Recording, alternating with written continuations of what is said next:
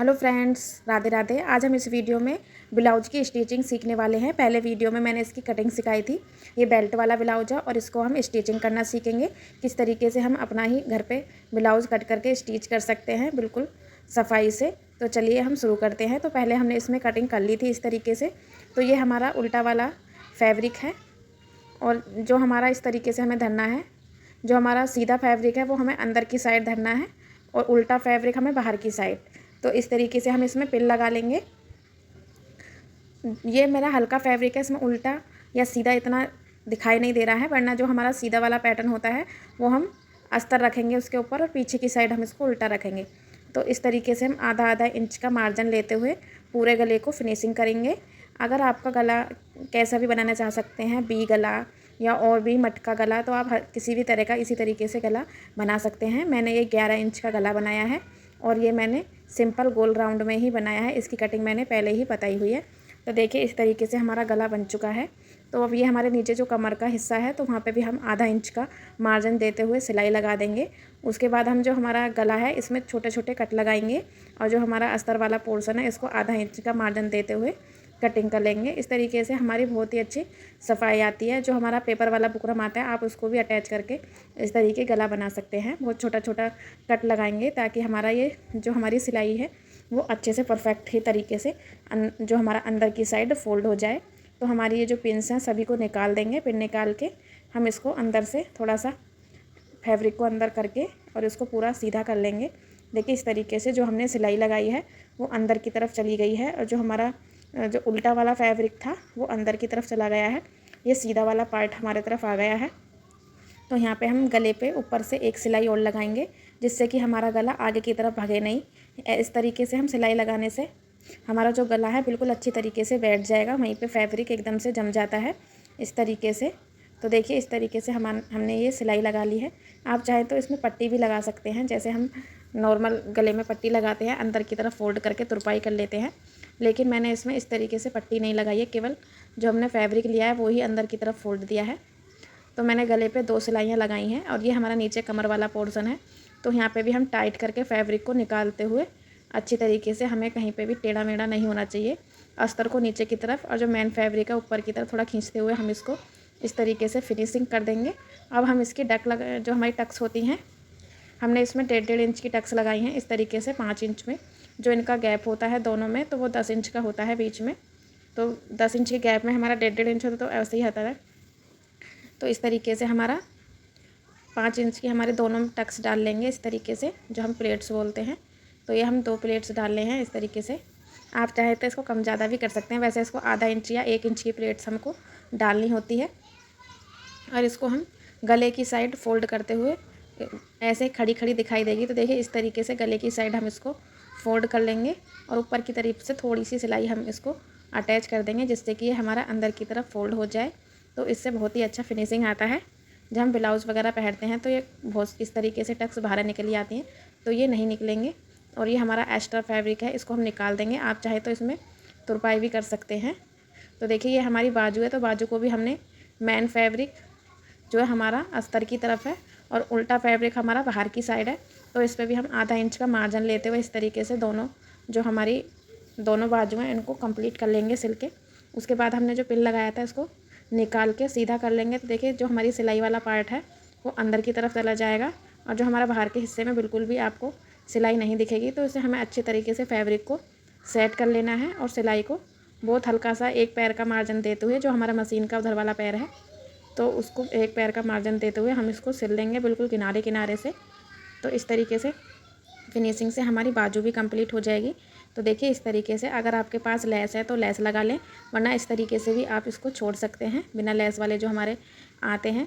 तो देखिए मैं इसमें निशान लगा लूँगी और लेस हमारी थोड़ी सी है तो इसको निशान के अकॉर्डिंग ही इस पर लगाऊंगी, जो कि हमारा फिटिंग का है। वहीं पे फिटिंग के निशान पे ही हम इसको फिटिंग का निशान लगा के वहीं पे ही लेस को अटैच कर देंगे इस तरीके से। तो देखिए तो छोटा बॉर्डर वाला लेस है, अगर बड़ी लेस हो तो उसको भी हम इसी तरीके से अटैच कर देते हैं। ये मेरा हाथ वाला मशीन है तो इसकी थोड़ी स्पीड कम होती है, तो इसमें धीरे धीरे सिला जाता है। तो देखिए हमारी जो बाजू है वो कंप्लीट हो गई है। अब ये हमारा आगे वाला पोर्शन आया है। तो देखिए दोनों पार्ट है इस तरीके से। तो इस तरीके से हमको रखने हैं जिससे कि हम अपने गले को सेट कर लेंगे। क्योंकि जो हमारा उल्टा वाला फैब्रिक होता है उसको तो हम उल्टा भी कर लो सीधा भी कोई भी फ़र्क नहीं होता है, जो हमारा अस्तर वाला फैब्रिक होता है। तो देखिए हमारा गला इस साइड है, तो इस तरीके से हमें फैब्रिक को सेट करना है।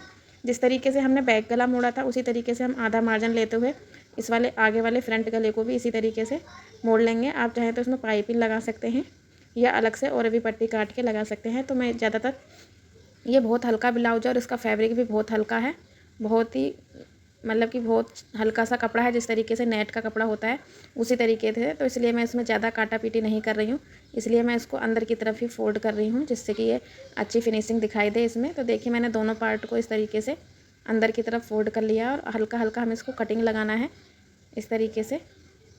तो हल्की इस गले पे भी हमको हल्का हल्का कटिंग लगाना है और फिर हम इसको मोड़ना है। देखिए इस तरीके से जो एक्स्ट्रा पार्ट है हम उसको निकाल देंगे और इसको हम जैसे हमने बैक वाले गले में फैब्रिक को ऊपर की तरफ खींच के और जो अस्तर है वो नीचे की तरफ खींच के टाइट से बिल्कुल हमारा जो सिलाई है सिलाई पे आ जाता है बिल्कुल। तो इस तरीके से हमारा फिनिशिंग के साथ ये वाला गला भी सेट हो जाता है। देखिए इस तरीके से सिलना बहुत ही आसान है, जो हम पाइपिंग वगैरह लगाते हैं उसमें बहुत ज़्यादा फिनिशिंग नहीं आती है और सिलने में भी काफ़ी दिक्कत होती है जो नॉर्मल नए नए सिलते हैं। तो देखिए ये बहुत ही आसान तरीका है जो आप कटिंग करके खुद का ब्लाउज़ बहुत ही फिनिशिंग के साथ सिल सकते हैं। और ये मेरा बेल्ट है, तो बेल्ट को भी मैं पूरा गला को बनाने के बाद बेल्ट को कटिंग कर रही हूँ। देखिए इस तरीके से, और जो हमारे निशान लगाए हैं सारे हमने टक्स के निशान लगा लिए हैं। बस हम जो हमारा तो एक उनको पैर हम का इस मशीन तरीके का से मार्जिन गाढ़ा कर होता लेंगे, है, क्योंकि उसी हमारा जो मार्जिन पे फैब्रिक हम है वो चारों अंदर प्लेट की को तरफ कंप्लीट चला करेंगे गया है, तो जो इस हमारे तरीके निशान से। है वो कम तो दिखाई हम दे रहे इस हैं। तरीके से सारी तो हम प्लेट इस कंप्लीट तरीके से करने के इसको बाद लगा बेल्ट लेंगे को फिटिंग जॉइंट का, कर देंगे। और टक्स तो को जो बेल्ट हमारी को भी नीचे बहुत वाली ही टक्स आसान होती है तरीके केवल से हम वही जॉइंट करेंगे। 1 इंच की फिर डलती उसके है, बाद बाकी हम जो बहुत ही एक्स्ट्रा पतली पार्ट पतली होता है उसे निकाल के हमारी टक्स कटिंग डलती कर हैं देंगे। सारी। तो और ये देखिए इस हमें तरीके से 2 हमने इंच का कपड़ा फैब्रिक को लेना जो है, इसको हमारी हम फोल्ड करके और ये हम उल्टे हाथ की तरफ लगाएंगे इस तरीके से। थोड़ा सा फैब्रिक हम ऊपर की तरफ फोल्ड करेंगे और फिर एक सीधी पट्टी लगाएंगे। यहाँ पे इधर की साइड हम हुक लगाते हैं, तो इसको हम इसको अंदर की तरफ पलट देंगे। देखिए इस तरीके से। तो ये फिनिशिंग के साथ ये भी हमारी बटन पट्टी लग जाएगी, हुक पट्टी। जब हम इसमें हुक भी लगा सकते हैं, हुक के लिए हम पट्टियों को उल्टा कर देते हैं। तो इसमें हम बटन हुक लगा रहे हैं, बटन नहीं लगा रहे हैं, तो इसके लिए हमने उल्टे हाथ की जो हमारी पार्ट होता है उसको हमने इस पे लगाया है। तो देखिए हमारे इधर सीधे हाथ वाली पट्टी को इस तरीके से हम धर लेना है, मेन फैब्रिक और अस्तर का कपड़ा, और इसको हम उल्टी तरफ से इस तरीके से सिलाई लगाएंगे। गले की तरफ से थोड़ा सा हम पार्ट फोल्ड कर लेंगे।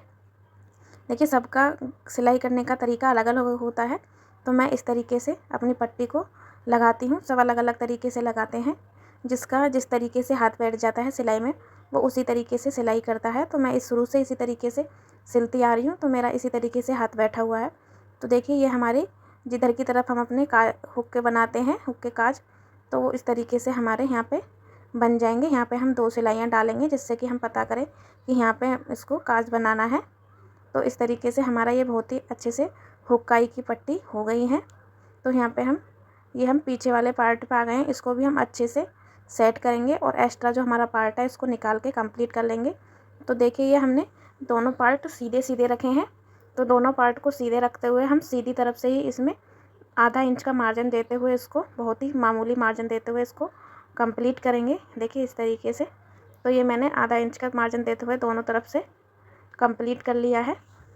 इसको हम फिर अंदर की तरफ फोल्ड कर देंगे, तो जो हमारा मोटे की जो सिलाई होती है वो दिखाई नहीं देती है। देखिए इस तरीके से हम फालतू मार्जिन को कट कर देंगे और इसको अंदर की तरफ फोल्ड कर देंगे।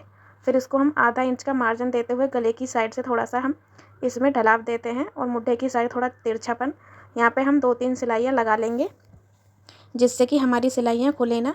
तो यहाँ पे मैं 2-3 सिलाइयाँ लगा लेती हूँ दोनों तरफ से।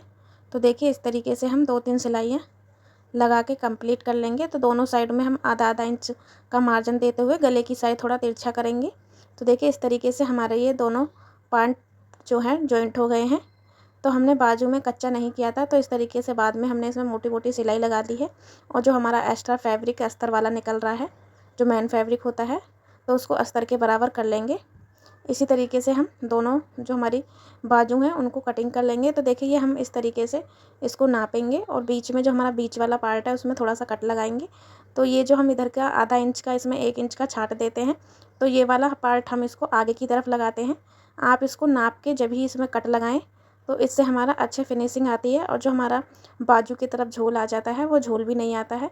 तो इस तरीके से आधा इंच का हम मार्जिन देते हुए स्लिप्स को भी, दोनों स्लिप्स को कट लगाते हुए कंप्लीट कर लेंगे। तो देखिए इस तरीके से हमारे ये स्लिप्स जॉइंट हो गई है।